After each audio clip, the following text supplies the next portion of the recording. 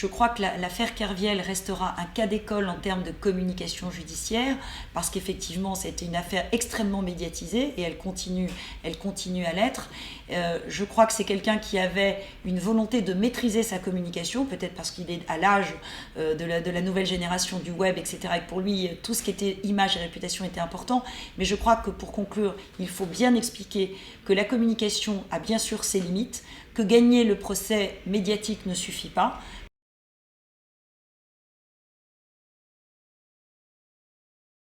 On commence enfin à comprendre les réseaux qui sous-tendent le langage, l'émotion, la cognition, la motricité et surtout leur interaction pour en arriver à créer ce qu'on appelle également le comportement.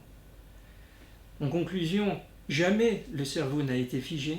Heureusement, la neuroplasticité existe, ce qui ouvre des portes extraordinaires pour l'apprentissage dans la vie quotidienne, mais également pour les chirurgies cérébrales en cas de tumeur notamment, ou de chirurgie de l'épilepsie, mais aussi, dans un avenir, encore une fois, que j'espère à moyen terme, la restauration fonctionnelle à travers le principe de Brain-Computer Interface.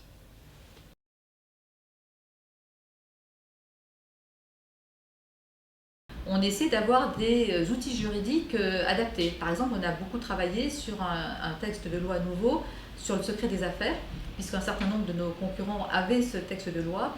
Et il s'agit donc de protéger des informations qui ne sont pas encore protégeables par la propriété intellectuelle, mais qui sont néanmoins stratégiques.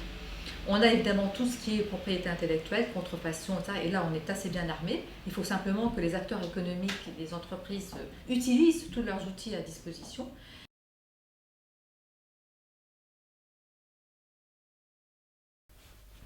Avant de détailler le process de création d'univers, il y a deux petites introductions qui doivent être faites. D'abord sur la narration. On dit souvent, c'est assez général, qu'il y a trois types de narration très fortes.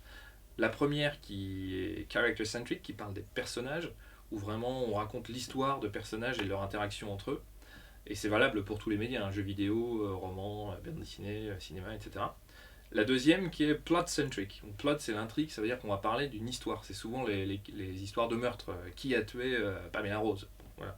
Donc on veut savoir comment ça s'est passé, il y a des retournements de situation, des coups de théâtre, etc. Donc ça c'est vraiment le plot-centered. Et puis il y a les histoires qui racontent un univers, où finalement l'intrigue, l'histoire elle est un peu classique.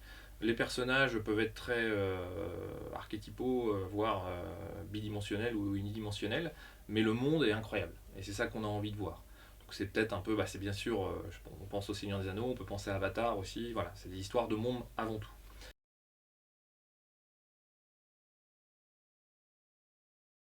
Anticipation et vigilance. Deux mots d'ordre. Il appartient à chacun d'entre nous d'être vigilant sur ce qui se passe sur l'Internet. Il est important aujourd'hui de participer collectivement à l'identification des infractions sur Internet. Il y a des sites de signalement, il y a la possibilité ici d'être vigilants ensemble et de pouvoir participer à cette répression qui est nécessaire.